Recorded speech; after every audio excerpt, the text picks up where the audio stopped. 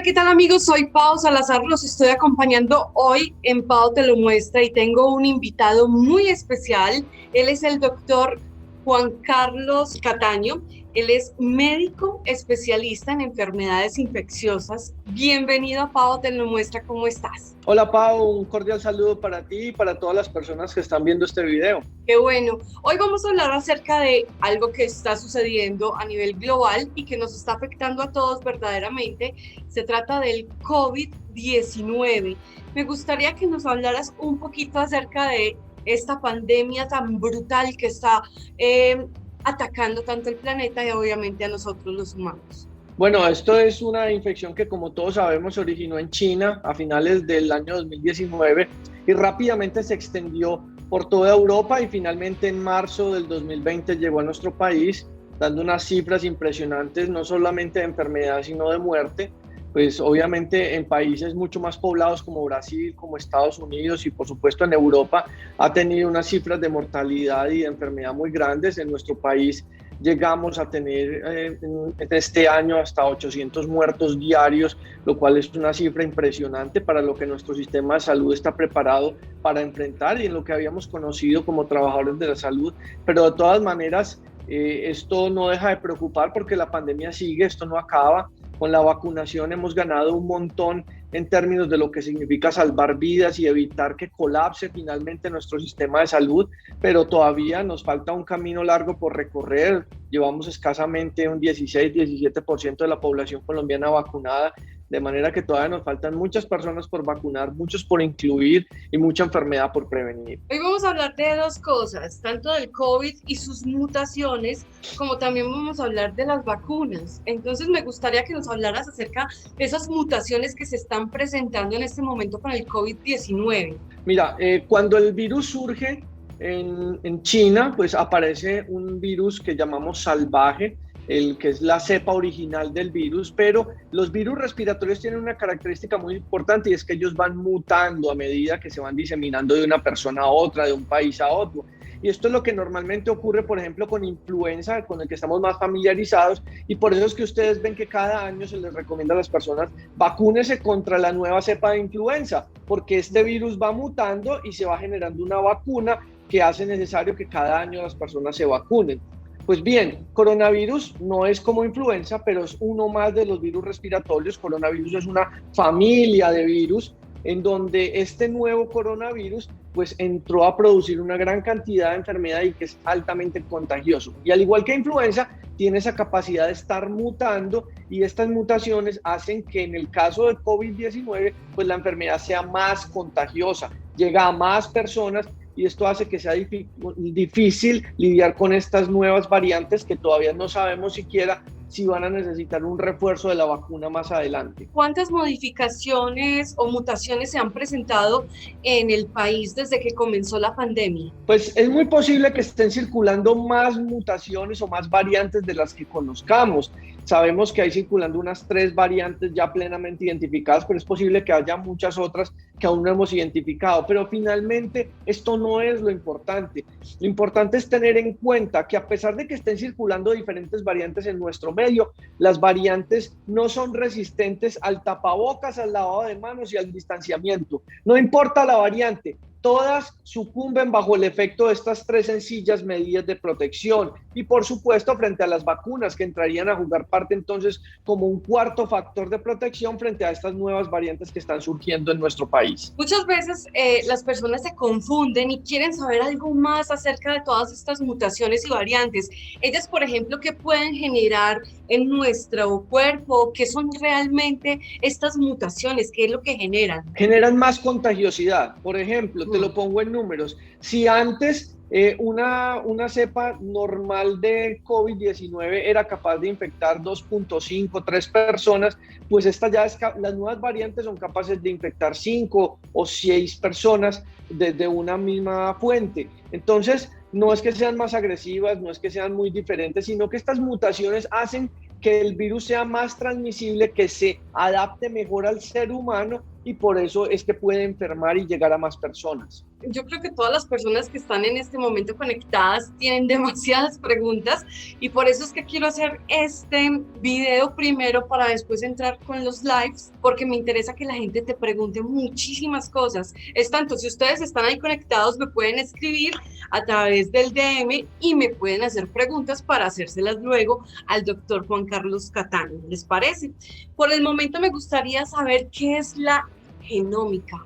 Bueno, la genómica es la ciencia que estudia los genes que componen a las diferentes estructuras, en este caso a los virus. Entonces hay una genómica viral que estudia de qué está compuesto el virus para determinar dónde están aquellas claves que permiten el desarrollo de las vacunas posteriormente. Muy bien, ¿y por qué es importante secuenciar la genómica en el coronavirus? Porque esto fue lo que permitió determinar dónde estaban las claves, dónde están esos puntos débiles del virus para poder fabricar una vacuna que ataque específicamente esos puntos débiles. ¿Qué gravedad tendría una cuarta ola de contagios del COVID en nuestro país, en nuestra ciudad, en el mundo? Todas las olas son graves. Hemos visto cómo la primera ola de agosto, luego la de diciembre, enero, y ahora esta tercera ola han sido terribles, cada una peor que la anterior, y es debido a que la población está cansada. Estamos cansados del aislamiento, de las cuarentenas, del aislamiento social, de ese no estar en contacto con las otras personas, con nuestros seres queridos,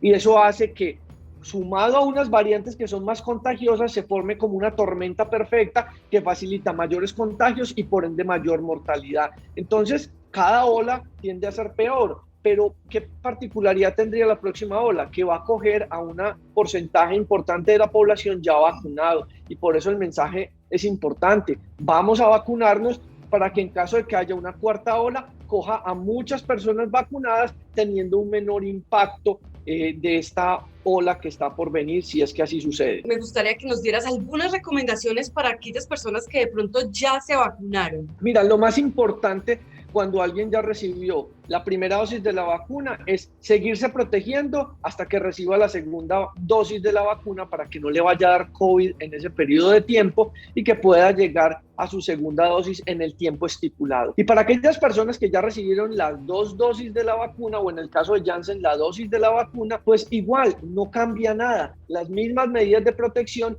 porque a pesar de estar vacunado todavía te puedes infectar y enfermar, aunque de forma leve, y desarrollar la enfermedad, y sobre todo puedes llevarle el virus a otras personas que no estén vacunadas, con las consecuencias que ya todos conocemos al respecto. ¿Cuánto tiempo puede pasar desde que yo me aplico la primera dosis o ya la segunda dosis para que esta vacuna realmente haga efecto en mi cuerpo? Con la primera dosis ya a las 2 semanas generas un porcentaje variable de inmunidad que va del 50 al 75%. Y la segunda dosis lo que llega es a reforzar esa primera y a generar inmunidades que están alrededor del 80 al 95%. Y esto se alcanza 2 semanas después de aplicada la segunda dosis. Pero nuevamente, a pesar de tener ese nivel de protección, debemos seguir utilizando las medidas de protección como si no nos hubieran aplicado nada, porque todavía nos podemos infectar y enfermar y llevar el virus a personas todavía susceptibles. Exacto, eso es lo que de pronto la gente no ha podido entender,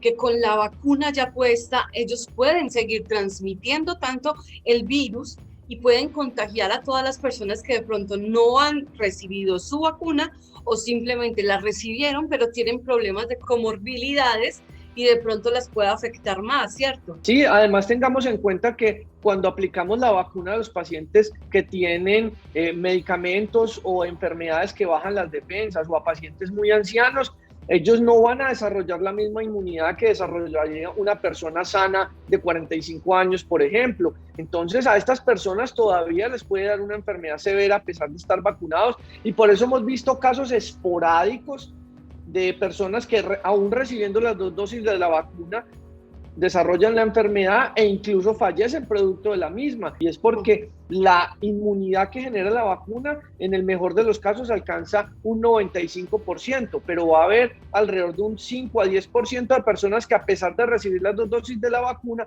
no les genera una inmunidad completa y siguen siendo susceptibles. Y no tenemos una manera precisa de determinar quién sí y quién no desarrolló esta inmunidad completa para poder decir que ya podemos liberar todo y que entonces las personas vacunadas regresan a lo que antes conocíamos como la vida normal. Es cierto, doctor. A mí me gustaría que nos contara un poquito acerca de la inmunidad que genera la vacuna. ¿Cuánto tiempo puede durar esa inmunidad en el cuerpo? Porque la gente siempre pregunta, bueno, me vacuno y cuánto me va a durar a mí esa protección en mi cuerpo. Pues eso todavía está en estudio porque esto es una pandemia que todavía continúa, en donde día al día se están evaluando el impacto de la vacuna en términos de protección. Hasta ahora los estudios en general van alrededor de 8 o 9 meses de protección, lo cual es muy bueno, pero no sabemos si esto va a prolongarse a más de un año o si vamos a requerir una dosis de refuerzo al año o qué va a suceder con esta inmunidad, porque es un conocimiento que está en proceso de estructuración y todavía no tenemos la última palabra al respecto. Creo que también en este momento están aprendiendo mucho del COVID, porque a pesar de que es muy nuevo, llevamos un año ya y unos meses más de pandemia, creo que genera todos los días algo nuevo, una noticia que ustedes puedan darle a la comunidad, a la gente. Claro que sí, todos los días se genera información, es una avalancha de información a la que nos vemos abocados, en donde tenemos que discernir muy bien cuál de esa información es cierta, cuál no ha sido corroborada, cuál no ha sido bien evaluada, porque es tal la cantidad de información que uno se puede ver abrumado y confundido por esa cantidad de datos, y es algo que se está estructurando y conociendo todos los días, de manera que pasará el tiempo y la información se irá sedimentando para saber finalmente cuáles aquellas conductas debemos tomar con mayor conciencia. ¿Por qué se ha presentado tanto miedo a la hora de hablar de las vacunas y de su protección? ¿Por qué la gente tiene miedo de aplicarse la vacuna sabiendo que esto nos va a ayudar tal vez a minimizar los contagios, pero la gente dice, no, es que me van a aplicar el chip? Mil cosas se han generado, muchos mitos. ¿Cómo hacen ustedes para explicarle a esas personas que esto es un buen tratamiento y que es un buen proceso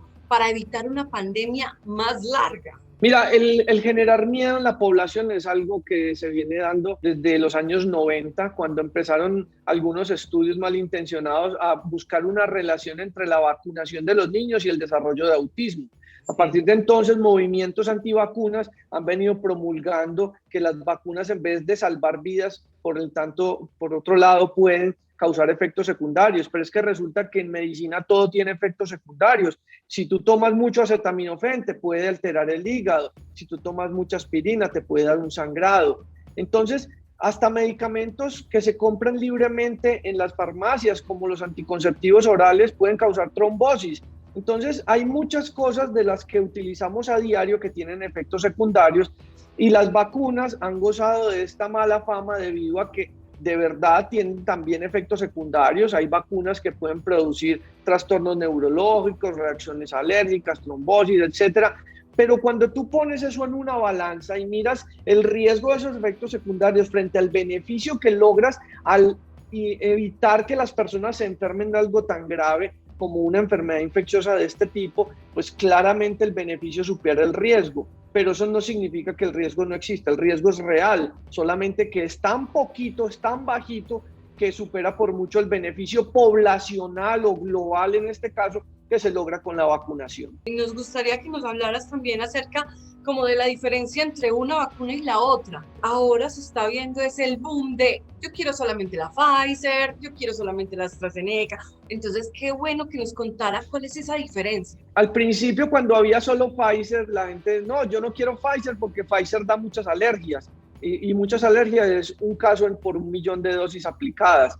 Luego apareció AstraZeneca, entonces AstraZeneca se asoció con trombos, también 1 en 1 millón. Entonces yo no quiero AstraZeneca, yo ya quiero Pfizer, entonces ya me parece mejor la alergia que la trombosis. Luego apareció Janssen, entonces Janssen se asocia con trastornos neurológicos de tipo Guillain-Barré, entonces yo ya no quiero esa, yo quiero solo la de Pfizer. Y a medida que se va ganando experiencia con una u otra vacuna, se van dando cuenta que los efectos secundarios son tan escasos y tan poquitos que ya se genera más confianza por la aplicación. Lo otro que generó desconfianza es que se desarrolló muy rápido la vacuna. Normalmente el desarrollo de una vacuna dura 5 o 10 años, y estas vacunas se desarrollaron en un año, lo cual es maravilloso, pero tiene una explicación muy lógica, y es que los coronavirus no son nuevos para el ser humano. Los coronavirus vienen siendo estudiados desde hace muchos años, cuando ocurrió en 2003 la primera epidemia de SARS-CoV-1. Entonces, ese SARS-CoV-1, que afectó solamente unas partes de Asia y un poquito en Estados Unidos, generó una preocupación de lo que finalmente sucedió con COVID-19. Luego, en 2012-2013, en Arabia Saudita apareció MERS, que era otro coronavirus, y ya toda la información que se había aprendido de SARS-CoV-1 se pudo aplicar a MERS y contener rápidamente la epidemia. Cuando apareció SARS-CoV-2 o COVID-19, teníamos ya un camino muy largo recorrido en el desarrollo de este tipo de vacunas, y por eso tan rápido como en un año, todo el planeta enfocado en producir una sola vacuna, con un montón de voluntarios prestos a colaborar en los estudios, se logró en un año lo que normalmente se demora 5 o 10 años, y fue el desarrollo de una vacuna exitosa, que fue la de Pfizer, y posteriormente aparecieron las otras, con tecnologías distintas, pero con el mismo efecto: evitar hospitalización y evitar muerte. Qué bien, y eso se ha reflejado mucho en las cifras. Sí, por supuesto, es que no es sino ver las cifras a nivel mundial, lo que ha pasado en Estados Unidos, lo que ha pasado en Europa.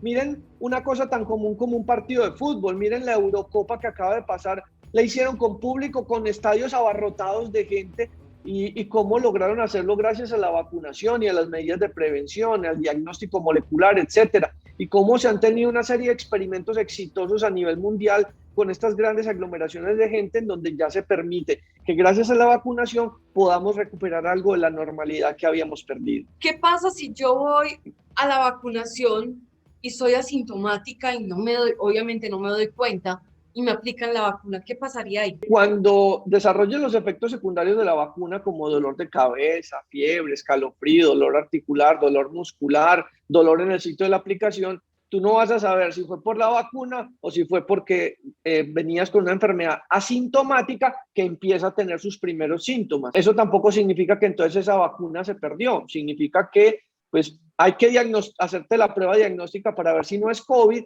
y de acuerdo a eso mirar cómo se van a atender los síntomas que vayan apareciendo. ¿No sería complicado si la persona no sabe si va a se vacuna? Sí, hace su trabajo entre la vacuna y la infección natural. No significa que entonces se vaya a complicar nada, pero sí es posible que los efectos y los síntomas sean un poquito más severos de lo que hubiesen sido sin la infección de por medio. ¿Qué pasaría si a una persona que le aplican la vacuna le da reacción alérgica con la primera dosis, obviamente? ¿Cómo hacen para aplicarle entonces el refuerzo, la segunda dosis o lo que se viene ya en la posteridad? Pues habría que ver qué tipo de reacción alérgica, porque no todas las reacciones alérgicas son severas. Hay algunas personas que les dan una reacción alérgica leve, como es que le da rasquiña en el cuerpo o un brote leve. En esos casos no habría problema de aplicar la segunda dosis de la misma, pero en los casos en donde la persona es a uno de 1.000.000 que le da una reacción alérgica severa, pues la segunda dosis de la vacuna habría que hacerlo con una de un tipo diferente. ¿Y las nuevas cepas influyen en la vacunación? Es decir, ¿pueden que se pasen la vacuna y te dé un efecto grave? Sí, eso puede suceder, y es algo que está todavía en estudio y en desarrollo, y es ver si las vacunas son lo suficientemente potentes para lograr proteger también frente a estas variantes. Pero como estas variantes apenas están apareciendo y no están muy bien estudiadas todavía, pues el impacto lo veremos en los meses que están por venir, para determinar si efectivamente todas estas personas que están vacunadas logran tener una protección suficiente contra estas nuevas variantes que vienen apareciendo. Desde que nos dieron la libertad de salir nuevamente, todos estamos locos, como decíamos anteriormente, por ver a nuestra familia, nuestros amigos, y ahora la modalidad es: ¿estás vacunado? Bueno, si estás vacunado, ¿cómo hago yo para tener ese contacto cercano con mis familiares o mis amigos o las personas del trabajo? ¿O cómo se deben llevar esos protocolos de bioseguridad con esas otras personas que son muy cercanas y que también pueden estar vacunadas con las 2 dosis? Sí, mira, lo ideal es que entre personas, aunque estén vacunadas, tengan las 2 dosis, lleven más de 15 días después de las 2 dosis, lo ideal es que si van a hacer reuniones o si se van a aglomerar o si van a hacer alguna actividad social donde implique estar a corta distancia, deben utilizar el tapabocas y deben seguir lavándose las manos de igual manera, por lo que te mencionaba,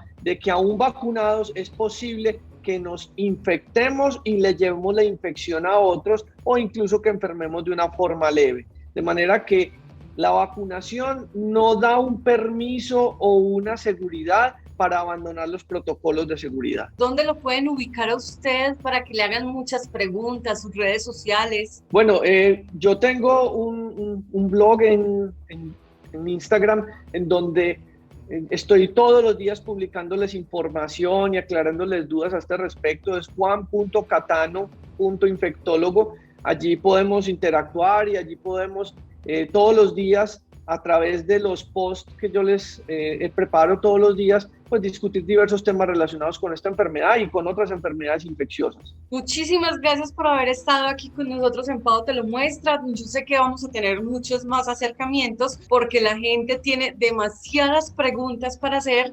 Es tanto, muchos creo que están verdaderamente confundidos con respecto al COVID-19 y sus efectos, la vacunación y muchas otras cosas. Entonces ya saben que lo pueden hacer aquí a través de Pau Te Lo Muestra. Si tienen alguna pregunta al doctor Juan Carlos Cataño, el médico especialista en enfermedades infecciosas. Muchísimas gracias por estar con nosotros. Un gusto, Pau, y pues hasta una próxima oportunidad en donde podamos volver a hablar de estos temas importantes para la salud pública de nuestro país. Son cosas que ustedes tienen que saber y se dicen aquí en Pau Te Lo Muestra.